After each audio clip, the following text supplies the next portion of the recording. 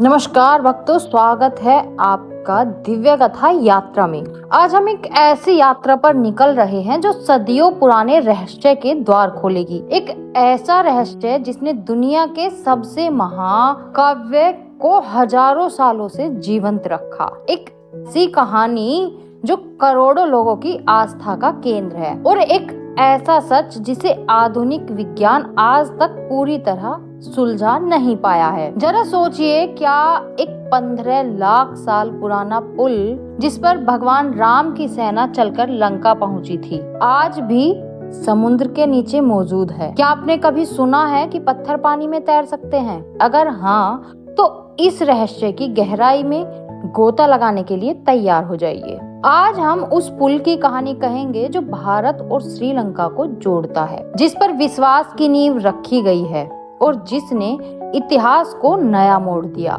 यह सिर्फ पत्थरों का एक ढेर नहीं, बल्कि आस्था, बलिदान और दृढ़ता का प्रतीक है। लेकिन इस कहानी में एक मोड़ है, एक ऐसा मोड़ जो हमारे पौराणिक अतीत से खींचकर आधुनिक विज्ञान की प्रयोगशाला तक ले जाता है। क्या नासा द्वारा ली गई उपग्रह तस्वीरें हमारे ग्रंथों में लिखे हुए सच की पुष्टि करती हैं? क्या कार्बन डेटिंग जैसी वैज्ञानिक तकनीकें सच में बता सकती हैं कि यह पुल कितना पुराना है? और सबसे बड़ा सवाल, क्या एक प्राकृतिक भूवैज्ञानिक संरचना और एक मानव निर्मित पुल में कोई फर्क नहीं होता? आज हम आपको सिर्फ एक कहानी नहीं सुनाएंगे, बल्कि हम आपको उन सभी सवालों के जवाब देंगे जो आपके मन में उठ रहे हैं। हम राम सेतु से जुड़े हर वैज्ञानिक, ऐतिहासिक और धार्मिक पहलू को उजागर करेंगे। यह सिर्फ एक वीडियो नहीं है, यह है एक खोज, एक ऐसी खोज जो हमें यह समझने में मदद करेगी कि आस्था और विज्ञान कैसे एक दूसरे के पूरक हो सकते हैं। तो क्या आप इस यात्रा के लिए तैयार हैं? अगर हाँ, तो इस वीडियो को अंत तक देखिएगा, क्योंकि राम सेतु का सच उतना सीधा नहीं है जितना दिखता है। और इस सच को जानने के बाद राम सेतु को देखने का आपका नजरिया हमेशा के लिए बदल जाएगा। भक्तों, कथा शुरू करने से पहले आपसे एक विनम्र निवेदन है। शास्त्रों में कहा गया है कि अधूरी छोड़ी गई कथा दुख और पाप का कारण बनती है, इसलिए इसे अंत तक अवश्य सुने और इस वीडियो को लाइक करें, हमारे चैनल को सब्सक्राइब करें और कमेंट में जय श्री राम लिखकर अपना समर्थन दें। तो आइए बिना किसी विलंब के आरंभ करते हैं आज की प्रेरणादायक कथा। आज हम एक ऐसी यात्रा पर निकल रहे हैं जो हमें इतिहास के पन्नों, धार्मिक ग्रंथों और आधुनिक विज्ञान की प्रयोगशाला तक ले जाती है।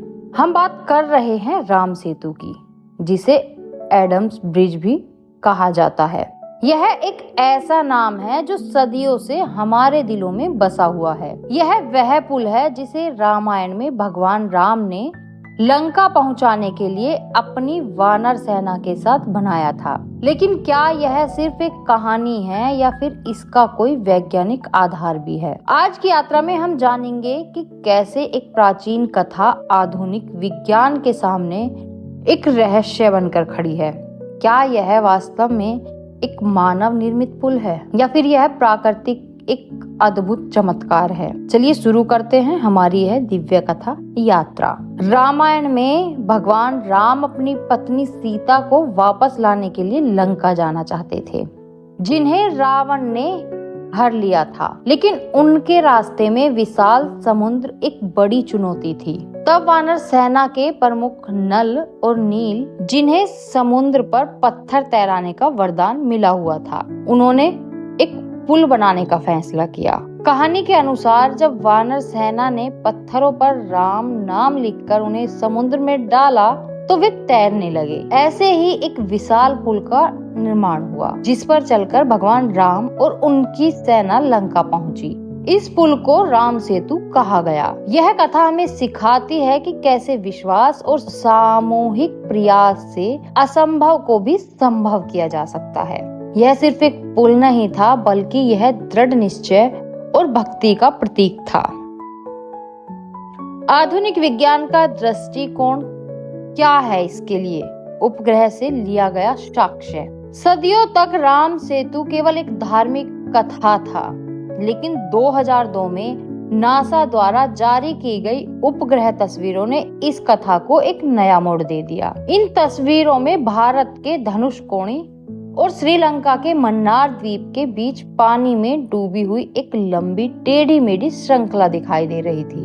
यह श्रृंखला जो करीब 30 किलोमीटर लंबी है, बिल्कुल वैसी ही दिख रही थी जैसा कि रामायण में वर्णित पुल की कल्पना की गई थी। इस खोज ने वैज्ञानिकों और आम लोगों के बीच एक बड़ी बहस छेड़ दी। क्या यह वास्तव में वही पुल है? भूवैज्ञानिकों के अनुसार यह संरचना वास्तव में एक चूना पत्थर की चट्टान और कोरल रीफ की श्रृंखला है। इसे एडम्स ब्रिज भी कहा जाता है। यह कोई ठोस मानव निर्मित संरचना नहीं है, बल्कि यह बालू और कोरल के ढेर हैं, जो समुद्र की लहरों और धाराओं से बने हैं। तो क्या राम सेतु आस्था का प्रतीक है या फिर विज्ञान का चमत्कार? अगर यह एक प्राकृतिक संरचना है, तो क्या यह संभव है कि प्राचीन काल में लोगों ने इसका उपयोग पुल की तरह किया हो? और सबसे बड़ा सवाल, क्या वे तैरते पत्थर सिर्फ एक कहानी थे या उनके पीछे कोई वैज्ञानिक रहस्य छिपा है? हमने राम सेतु की कहानी और उसके उपग्रह साक्ष्य को जाना। हमने देखा कि कैसे रामायण में वर्णित एक पुल की तस्वीर आधुनिक विज्ञान के कैमरे में कैद हुई है। लेकिन आज हम उन दो सबसे बड़े सवालों के जवाब जानने की कोशिश करेंगे जिन्होंने इस पूरे रहस्य को जन्म दिया है। क्या पत्थर पानी में तैर सकते हैं? और राम सेतु आखिर कितना पुराना है? रामायण में वानर सेना द्वारा पुल बनाने के लिए राम नाम लिखकर पत्थरों को पानी में तैराने की कथा हमें चमत्कारी लगती है, लेकिन क्या वास्तव में ऐसा संभव है? विज्ञान कहता है हाँ, यह संभव है, लेकिन इसके पीछे कोई जादू नहीं बल्कि एक प्राकृतिक प्रक्रिया है। ज्वालामुखी विस्फोट के दौरान जब लावा तेजी से ठंडा होता है तो उसमें मौजूद गैसें बाहर निकल पाती हैं। इससे लावा के अंदर हवा के बुलबुले फंस जाते हैं और एक बहुत ही हल्का झरझरा पत्थर बनता है जिसे प्यूमिस कहते हैं। इस पत्थर में हवा की मात्रा इतनी ज्यादा होती है कि इसका घनत्व डेंसिटी पानी से कम हो जाता है और यह पानी पर तैरने लगता है। हालांकि यह ध्यान रखना जरूरी है कि राम सेतु के आसपास के क्षेत्र में कोई सक्रिय ज्वालामुखी नहीं है। तो क्या ये पत्थर कहीं और से लाए गए थे? यह एक ऐसा सवाल है जिसका जवाब मिलना बाकी है। यह भी संभव है कि तैरते पत्थरों का जिक्र एक रूपक हो, मेटाफोर, जिसका अर्थ हो कि पत्थरों को एक खास तकनीक से हल्का बनाया गया था, या फिर इन पत्थरों को किसी ऐसी सामग्री के साथ मिलाया गया था जो उन्हें तैरने में मदद करती है। इस बात का सबूत है प्राचीन भारत में वास्तुकला और इंजीनियरिंग का ज्ञान कितना उन्नत था। अगर राम सेतु एक प्राकृतिक संरचना है तो उसकी उम्र का पता न लगाना मुश्किल है, क्योंकि यह लाखों सालों की भूवैज्ञानिक प्रक्रिया का परिणाम है। लेकिन अगर इसमें मानव हस्तक्षेप था तो क्या हम इसकी उम्र बता सकते हैं? वैज्ञानिकों ने राम सेतु से निकाले गए कोरल और अन्य जैविक पदार्थों पर रेडियोमेट्रिक डेटिंग नामक तकनीक का इस्तेमाल किया। यह तकनीक कार्बन 14 जैसे रेडियोधर्मी तत्वों के क्षय को मापकर किसी भी जैविक वस्तु की उम्र का पता लगाती है। इन अध्ययन से मिली जानकारी के अनुसार राम सेतु में पाए जाने वाले कोरल और चूना पत्थर की चट्टानें हजारों साल पुरानी हैं। कुछ अध्ययनों ने इन्हें 7000 साल पुराना बताया, जबकि कुछ अन्य अध्ययनों ने और भी पुरानी उम्र बताई। यह समझना जरूरी है कि तारीखें रामायण की समय सीमा से पूरी तरह मेल नहीं खाती, लेकिन ये इस बात की पुष्टि करती हैं कि यह संरचना बहुत पुरानी है। और यह भी संभव है कि मानव सभ्यता ने इस प्राकृतिक संरचना का उपयोग अपनी जरूरत के अनुसार किया हो। तो हमने देखा कि कैसे तैरते पत्थरों का रहस्य वैज्ञानिक रूप से संभव हो सकता है, और राम सेतु एक ऐसी संरचना है जो हजारों साल पुरानी है। लेकिन इस कहानी का एक और पहलू भी है, एक ऐसा पहलू जो सीधे हमारे आज के जीवन से जुड़ा है। हमने राम सेतु की कथा वैज्ञानिक साक्ष्य और तैरते पत्थरों के रहस्य को जाना। आज हम एक ऐसे विषय पर बात करेंगे जो इस पूरी कहानी को एक नया मोड़ देता है। राम सेतु पर राजनीति, कानून और आस्था की लड़ाई। यह सिर्फ एक पुल नहीं है, यह भारत की संस्कृति, इतिहास और भविष्य को लेकर एक बड़ी बहस है। चलिए शुरू करते हैं हमारी इस यात्रा को। भारत सरकार ने 2005 में सेतु समुद्रम शिपिंग नहर परियोजना को मंजूरी दी। इस परियोजना का मुख्य उद्देश्य राम सेतु के पास से एक गहरा जलमार्ग बनाना था, ताकि जहाजों को श्रीलंका का चक्कर लगाकर लंबा रास्ता न तय करना पड़े। इससे समय और ईंधन दोनों की बचत होती। परियोजना के समर्थकों का तर्क था कि यह भारत के लिए एक महत्वपूर्ण आर्थिक विकास का अवसर है। इससे व्यापार बढ़ेगा और यह क्षेत्र आर्थिक रूप से समृद्ध होगा। उनके लिए राम सेतु सिर्फ एक प्राकृतिक संरचना थी जिसे विकास के लिए हटाया जा सकता था।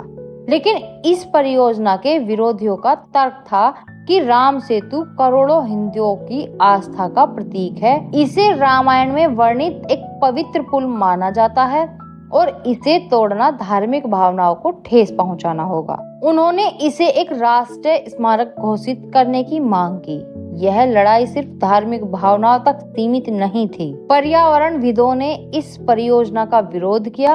उन्होंने चेतावनी दी कि सेतु को तोड़ने से इस क्षेत्र का समुद्री पारिस्थितिकी तंत्र और समुद्री जीवन खतरे में पड़ जाएगा, क्योंकि यह क्षेत्र जैव विविधता के लिए बहुत महत्वपूर्ण है।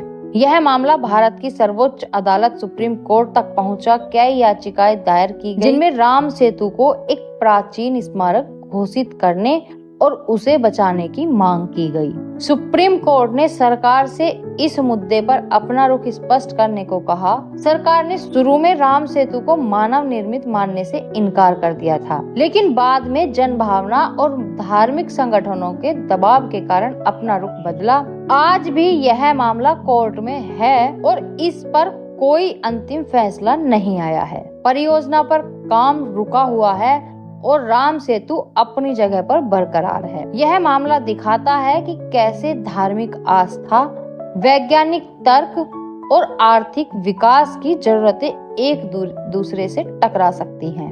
राम सेतु की कहानी हमें सिखाती है कि हमारे इतिहास और संस्कृति को सिर्फ विज्ञान के चश्मे से नहीं देखा जा सकता। यह विज्ञान और आस्था का एक अनूठा संगम है। राम सेतु चाहे मानव निर्मित हो या प्राकृतिक, इसकी सांस्कृतिक और आध्यात्मिक विरासत को नकारा नहीं जा सकता। यह लाखों लोगों के लिए विश्वास, साहस और आशा का प्रतीक बना हुआ है।